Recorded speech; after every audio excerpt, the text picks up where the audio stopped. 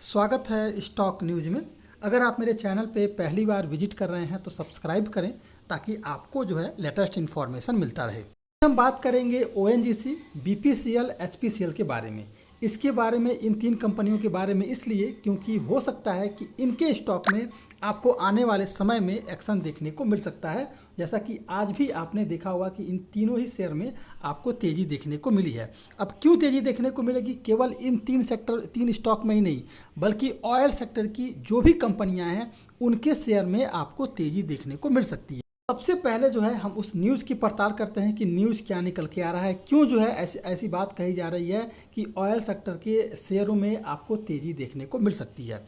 तो अगर देखा जाए तो इस समय जो क्रूड ऑयल की कीमत है, अब जो है इस समय अमेरिकी इन्वेंट्री से आगे, यानी कि अमेरिका की इन्वेंट्री डाटा जो है उससे भी जो है आगे निकल चुकी है तेल की कीमत।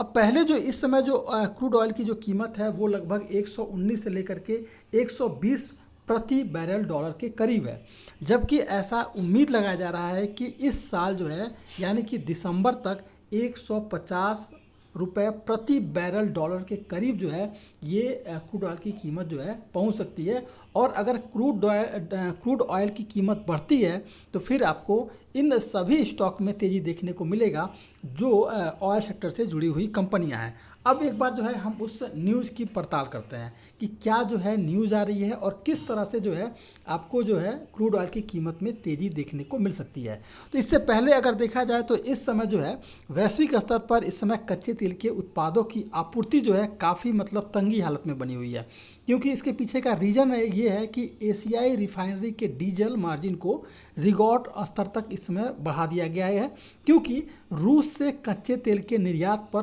पश्चिमी देशों ने फिलहाल जो है प्रतिबंध लगा दिया है। और प्रतिबंध तो जानते हैं क्यों लगा है, क्योंकि उसने जो है यूक्रेन पर हमला किया है और यूक्रेन पर हमला के कारण जो है रूस इस समय कई सारे प्रतिबंधों से जूझ रहा है और इसमें जो है कच्चे तेल का जो आपूर्ति है उसमें भी वो एक शामिल है।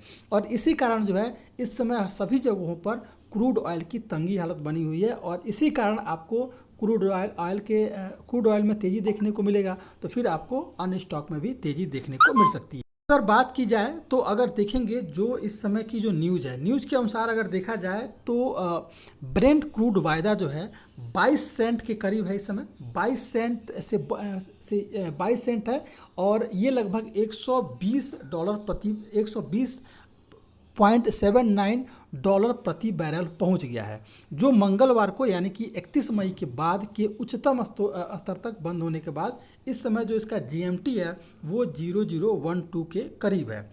इसके अलावा अगर देखा जाए तो US West Texas intermediate crude जो 7 जून को अगर इसका 8 मार्च के बाद से अपने उच्चतम लेवल पर पहुंच गया था, जिसमें जो है 22 सेंट की बढ़ोतरी के साथ $119 प्रति बैरल था।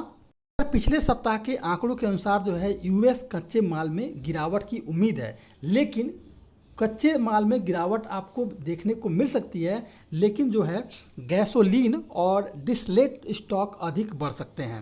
इसके अलावा अगर देखा जाए तो ग्लोबल कमोडिटी के जो सीईओ हैं उनका ये अनुमान है कि तेल की कीमतें जल्द ही $150 प्रति बैरल तक पहुंच सकती हैं।